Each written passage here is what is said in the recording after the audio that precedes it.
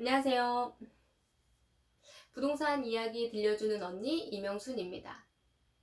오늘은 제가 소속 공인중개사로 출근한 지 딱 12일째 되는 날인데요. 오늘은 어제 못한 얘기를 들려줄까 해요. 일단은 금요일날 상담을 했고 토요일날 이제 아파트를 좀 보고 결정을 하신다고 하셔가지고 저희가 이제 토요일 아침에 제가 고객님을 좀 기다리고 있었는데요. 일단은 몇 시쯤 오신지 제가 한번 확인하기 위해서 전화를 드렸어요. 그랬더니 저희 부동산에 오시기 전에 저희 전철역으로 한정거장 전에 있는 1억에 60만원 저렴한 물건이 나왔다고 그 아파트를 보고 오신다는 거예요. 그래서 도착하면 한 12시 조금 넘는다고 하시길래 저희가 이제 기다리고 있었고, 보니까 한 12시 10분쯤이 고객님이 도착을 하셨어요. 10분쯤에. 이거 보니까 제가 이제 문자 내역을 보니까 이제 고객님을 제가 4년 전에 여기 입주 아파트 집단대 대출을 해드렸던 고객님이더라고요. 이제 그러면서 자연스럽게 이야기를 이제 풀어 나갔어요. 근데 이제 막 얘기를 이제 하는 과정에서 이제 두 부부는 이제 사장님 말씀은 왜 여기는 손님이 찾으면 조금 내려달라고 하면 좀 내려줄 수 있는데 너무 배짱이다 이거예요. 본인도 임대사업자를 내셨기 때문에 본인은 월세 손님이 본인한테 연락이 오면은, 부동산에서 연락이 오면은 본인은 불안해서 이 집이 월세를 이번 손님 아니면 안 나가면 어떨까 어쩌나 하고 걱정을 많이 했다는 거예요. 그래서 좀 깎아주는 부분이 있었나 봐요. 근데 그런 얘기를 하시면서 여기는 너무 깎아주지도 않고 본인 생각보다 너무 비싸다라고 생각을 하시더라고요.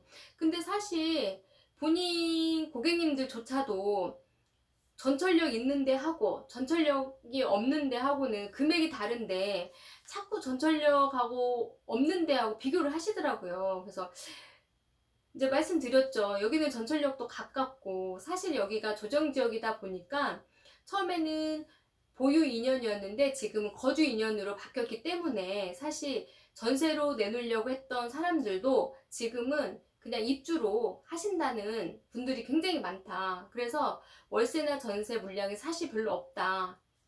네이버에 나와 있는 이런 물건들은 각 부동산에 하나만 나와도 한 20군데가 올리면 20개라고 생각을 한다. 사실 물량은 한 개, 두 개에서 왔다 갔다 하는데. 근데 사실 1억에 100인 이 월세가 물건이 별로 없다고 제가 이제 말씀드렸어요. 왜냐면 본인들도 저희 부동산에 오시기 전에 이미 부동산에 다 전화해서 확인을 했던 거예요. 왜냐면 저렴한 물건을 찾기 위해서는 한 군데만 연락을 하진 않았고, 어제 다른 부동산에 저희한테 연락을 온 거 보면은 고객님도 또 저한테 말씀했고 여러 부동산 이렇게 연락을 해서 알아보셨다는 걸 저도 알고, 이제 손님들도 본인들이 이제 느끼는 게 있으시니까. 근데 여기는 임대사업자도 냈고 2년 후에 또 2년 후에 사실 때도 5%밖에 인상이 안 되니 2년 후에 더 사시는 것도 비싼 금액에 살지 않고 안정적이고 얼마나 좋냐고. 이런 물건은 없다고. 지금 사장님이 결정을 안 하시면은 이거는 분명 월요일날 집 보고 이제 집을 보기 시작하면은 바로 나갈 거다고. 오늘 결정을 해주셔야 이 물건이 아마도 우리 두 분께 돌아가지 않을까 싶다라고 제가 말씀을 드렸고요. 일단은 결정을 아직 못 하시길래 일단 오늘만 결정을 해줘라. 그러면 제가 임대인분한테 얘기를 해서 오늘까지는 제가 어떻게 조금 해놓겠다. 그랬더니 알았다고. 그러면 한 바퀴 돌고 좀 결정을 좀 하겠다고 하셔서 네 보고 오시라고 말씀드렸어요.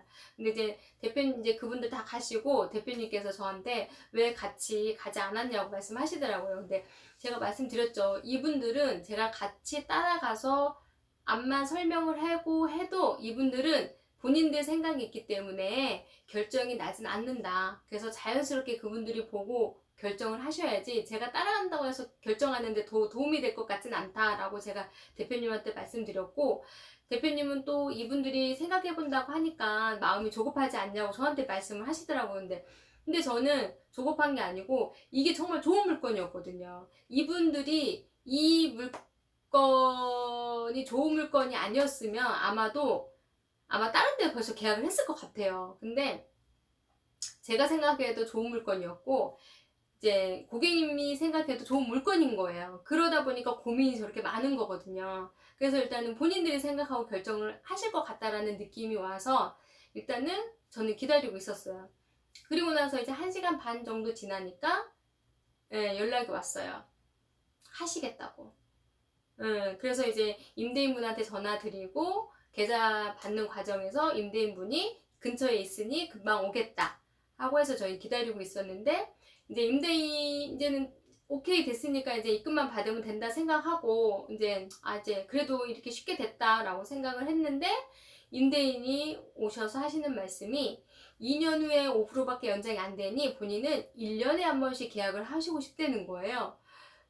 근데 저는 사실 주택임대 사업자에 대해서 잘 몰랐기 때문에 그래요? 그러면은 뭐 그래봤자 뭐 원래는 이분들이 보증금 플러스 월세에서 5%였는데 그러면 뭐 보증금 빼고 월세만 5%로 인상을 한다 하니까 사실 그 금액은 별 차이가 안 나길래 저는 그러면 임차인 분들도 해주겠죠 하고 이제는 사장님 계좌번호랑 이것저것 받고 일단 사장님을 보냈고 그리고 나서 이제 제가 임차인분하고 통화를 했어요. 임대인분이 1년에 한 번씩 연장 계약을 하자 한다. 이분은 2년 후에 5%밖에 못 올리니 1년에 한 번씩 해서 5% 인상을 하시고 싶다고 하신다. 그랬더니 이제 이분도 임차인분도 주택임대사업자를 내신 분들이라 잘 아니까 그거는 말이 안 된다. 내가 여기 2년에 한 번씩 연장을 하기 때문에 요걸 선택을 했는데 1년에 한 번씩 연장을 한다 그러면 연장할 때마다 5%씩 붙을 텐데 그거는 말이 안 된다 라고 말씀을 딱 잘라서 말씀을 하시더라고요. 그래서 내가 뭔가 실수를 했구나. 그러고 나서 전화를 끊고 곰곰이 생각을 했어요. 계산을 해보니까 이게 월세를 매달 내야 되는 거잖아요. 근데 매달 5% 내는 거 하고 10% 내는 거 하고는 내는 돈이 2년 후에는 얼마 될지 몰라도 3년, 4년, 5년이 되면 엄청난 큰 금액을 내는 것 같더라고 보니까 계산을 해보니까. 그래서 제가 임대인분하고 제가 한 10분 정도 생각하고 임대인분하고 통화를 했어요. 사장님 1년에 한 번씩 연장한다 하는 거는 이분도 임대사업자를 내신 분들이라 그건 말이 안 된다고 말씀하신다. 근데 그건 제가 생각해도 1년에 한 번씩 연장을 하게 되면 그 부분에 대해서 매달 5%를 더 내야 되는데 1년 후, 2년 후, 3년 후, 2년 후에 월세 올라간 걸 생각한다라고 해도 제 생각에는 금액이 어떤 누구도 그렇게 1년 연장으로 해서 계약하실 분은 없을 것 같다. 이제 그렇게 제가 이제 말씀드렸어요. 그랬더니 사장님이 그럼 알았다고 하길래 그럼 사장님 어떻게 2년으로 하시겠다는 건가요? 그랬더니 네 그럼 2년으로 그냥 하겠다고 그렇게 해가지고 제가 전화를 끊고 다시 이제 세입자한테 전화를 했죠. 근데 세입자는 이미 임대인이 조금 걸린다는 거예요. 그런 말을 했다는 것 자체가 본인은 좀 더 생각을 더 해봐야겠다는 거예요. 그래서 제가 중간에서 진짜 너무 힘들다. 진짜 내가 주택임대 사업자를 좀 더 알고 1년에 한 번씩 연장 계약을 그런 얘기를 당연히 임대인 왔을 때 사장님 그거는 당연히 안 되는 거예요. 당연히 2년에 한 번씩 연장이지 1년에 한 번씩 연장해가지고 살 사람이 누가 있어요 라고 딱 중간에서 잘라서 했었더라면 쉽게 계약이 이루어졌을 텐데 제가 그거를 모르는 바람에 계약이 굉장히 어렵게 진행이 되는 상황이었어요. 근데 끝내는 임차인분 제가 설득을 해서 입금은 진짜 받고 계약이 잘 성사됐지만 오늘 이제 배운 거는 이런 사례도 있구나.